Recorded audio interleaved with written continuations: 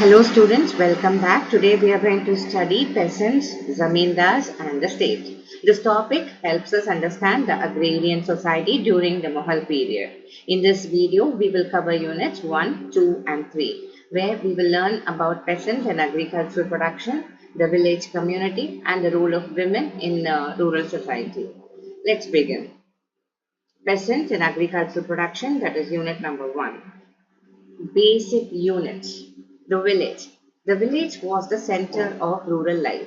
Peasants, that is farmers, did seasonal farming tasks like plowing the land, sowing seeds, harvesting crops. They also helped in making items like sugar and oil. They were called as agro-based goods. That means products made using agricultural produce. Now, moving on to the next topic, looking for sources. Diverse land types, that is the topography. Here the topography means the physical features of a land like hills, plains and forests. Not all land was the same. Dry areas and hilly regions were hard to farm. Forest areas were also widespread. So agriculture was not uniform across India. Moving on to the next topic, 1.1, looking for sources. Why sources are limited? Peasants did not write about themselves. So, we depend on other records like Mughal Code chronicles. What do you mean by chronicles? A record of historical events in order. For example, Ain-i-Akbari by Abul Fazal. He was a historian in Akbar's court. What is the Ain-i-Akbari? It's a book that describes Akbar's empire. So, what the Ain tells us? It describes how the Mughal state managed farming, tax collection, relation with landlords, that is Zamindars. It also shows Akbar's empire as peaceful and well organized, but it shows the view of the rulers, not the peasants. Other useful records, regional revenue records from Gujarat, Maharashtra, Rajasthan. British East India Company records, especially for Bengal, they tell us about peasants' problem, conflict with zamindars and the states. Now, moving on to the next unit, 1.2, peasants and their lands. Different terms for peasants. Different terms for peasants. Common terms we use, the terms that were used for calling the peasants were Rayat, Muzarin, Muzarian, Kisan, Sami. All mean peasant or cultivator. And what were the types of peasants? Putkashta, that is, local peasants lived in the same village as their land. Then you have one more that is called Pahikashta, outsiders who worked on land in another village. And they worked under an agreement that we call it as contractual basis. Now, size of land holdings in the northern part of India, most had just 2 plough and a pair of oxen. In Gujarat, 6 acres. That means they were called as affluent. Affluent, rich people.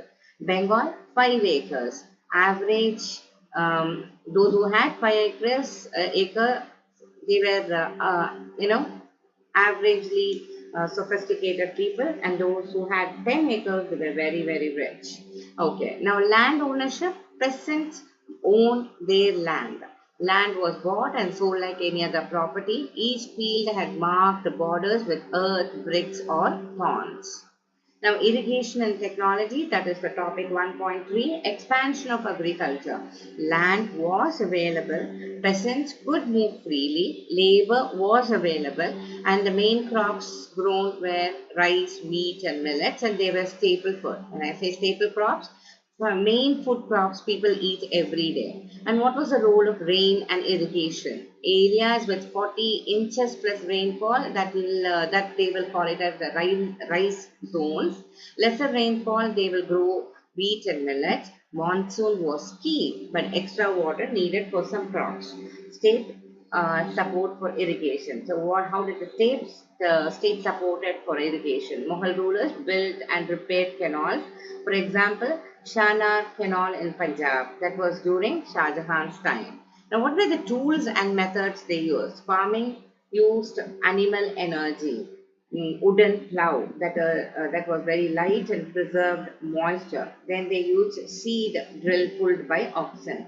Most common were the broadcasting, that means throwing seeds by hand, and used iron blades for weeding. The next topic that we are moving to, an abundance of crops, that is 1.4. They were cropping season and they were called as Kharif and Rabi. Kharif was done in the autumn and Rabi was done in the spring. And each one of them had two crops sown in a year. That was very common and they call it as do fasla. Some areas grew three crops per year due to good water supply. And let us see the region that had crop varieties. For Agra, it is 39 crops grown there, and in Delhi, 43 crops grown there, and in Bengal, more than 50 varieties of rice. Then, commercial crops, it is not just food, also they grew for cash crops for money, called Jinsi Kamil. That means perfect crops, they gave high income. So, for example, cotton, sugarcane, oil seeds like mustard, lentils.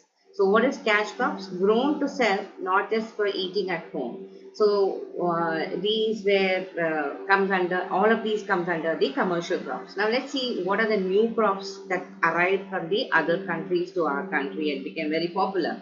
They all came in the 17th century. For example, maize, we call it as corn from Africa and Spain. Tomatoes, potatoes, chili, all of these come from the New World and we call them as Americas today. Pineapple, papaya also from outside. So what is the summary of the unit 1? Peasants who worked throughout the year to grow food and other crops. Not all land could be used the same way. That is, forest, dry and hilly areas were different. Most of what we know come from Mughal and British records, not from peasants themselves. Peasants had small land holdings but owned them and worked hard using simple tools. Agriculture followed seasonal cycles, that is Kharif and Rabi, and both food and cash crops were grown. New crops from outside India were introduced in the 17th century. So that is the end of the unit 1. Let's move on to the next unit, the village community. It's a very interesting topic and very important as well. The role of village in agriculture. Peasants were not just laborers, they played an active role in farming decisions. They owned land individually but also belonged to a village community. The village community included cultivators. They were farmers. Panchayat, council of elders. Village headman, they were called as Muqaddam or Mandal. Now, moving on to the topic 2.1, caste and rural life. Peasant society was diverse and unequal. Low caste people were often landless laborers called Majur and did menial tasks. Even though land was available, caste restriction forced some groups into poverty. In Muslim communities, menials like Halakoran, that means scavengers, lived outside the village. In Bihar, Malazadars, that is boatmen's sons, were treated like slaves. So intermediate castes like Rajput, Jats, Ahis, Gujars and Malis could rise in status due to profitable work like animal rearing and gardening. Now moving on to the next topic, 2.2, Panchayats and Headmen. Panchayat, it's a village council made of powerful elders, mostly landowners. Mixed caste villages had mixed panchayats, but low caste rarely had representation. The headmen, we call them as Muqaddam or Mandal, supervised village accounts with the help of Patwari, that is accountant. And this headman was chosen by elders and approved by Zamindars. He could be removed if they lost villagers' trust. Now, funds of the panchayat came from village contribution, used to host revenue officials, handle emergencies, build canals or bunds. Bunds are the embankments. Maintaining caste rules was also a duty. Marriages had to follow caste customs. Violation could lead to fines or even expulsion from the village. Jatti panchayat. Every caste had its own mini council, solved land issues, marriage disputes, and ritual rites. The state usually respected the decision unless it involved a criminal law. So petition from poor villagers, that is especially against forced labor or extra taxes levied on these poor villagers, were submitted to panchayat. Sometimes compromise worked, but sometimes peasants deserted the village in protest. Now moving on to the next topic, village artisans, that is 2.3. About 25% of village households were artisans. Many peasants also worked as artisans during less busy farming seasons. And who were these artisans? Where it included potters, blacksmiths, carpenters, barbers, goldsmiths. They were usually paid by a share of the harvest or allotment of land called miras or vatan in Maharashtra. Sometimes direct agreements were made between artisan and farmer. This barter-like system was later called the judgmony system, not used until 16th and 17th centuries. Some were paid cash wages to, example, blacksmiths in Bengal.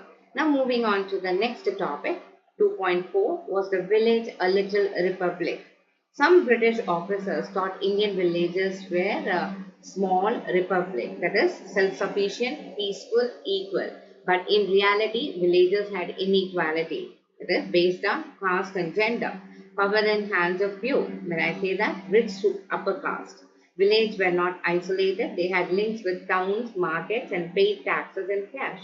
Artisans and commercial crop growers were also paid in cash, showing integration with wider economy. So that is the end of this unit 2.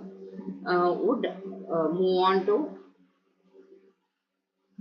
3, the unit 3, work and roles of women. In medieval Indian culture, Indian agriculture, men and women worked together in fields. Men used to till and plow, and women used to sow the seeds, weed it, threshed, and winnow the grain. So household labor was central. Whole family contributed. No clear separation of women. That is, this work has to be done by women or this work is done by men. That separation of home was not there. Okay, that is even at home and even in the outside world that wasn't there. As in some later times, we see that no clear, that is a separation. That if it is home means the women has to take care. Outside world means the men has to be taken care. It wasn't so. Okay, both in the agricultural land and at home, men and women divided the work and stayed happily. That is how in medieval Indian agriculture, men and women worked together in fields as well as at home. Okay, now let's see what are their social and cultural restrictions, that is in the topic 3.2. Some gender biases existed.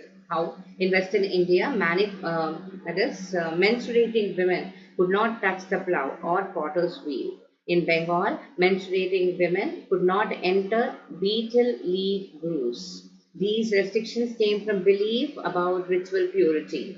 Now, moving on to the next topic, 3.3, women in artisan work. Women did spinning, pottery preparation, embroidery, etc. The more commercial the product, the more women were required to produce it. Women even went to employers' house or markets to work. Now moving on to the next 3.4, the topic, women as labor resource. Women were valued for producing children. That is more labor for farming.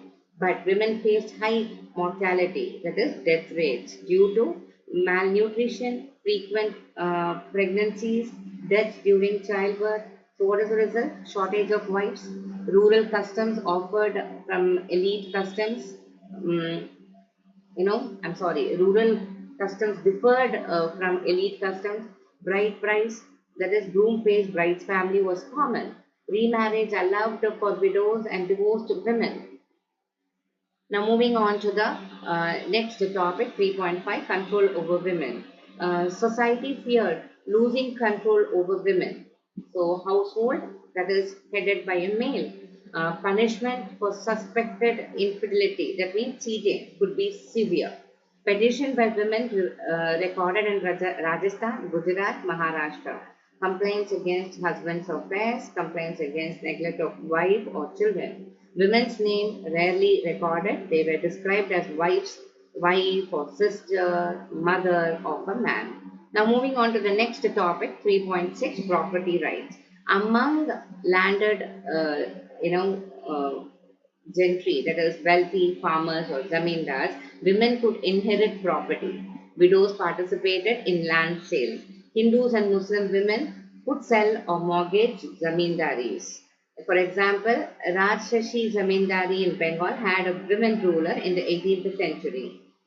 So in this video we studied, that is all, we have come to the conclusion. So in this video we studied unit 1, 2, 3 of peasants, zamindars and the state. We understood the role of peasants, village communities and women in rural society.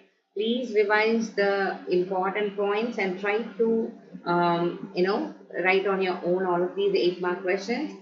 We will see you in the next video with the next part of the lesson. Until then, thank you.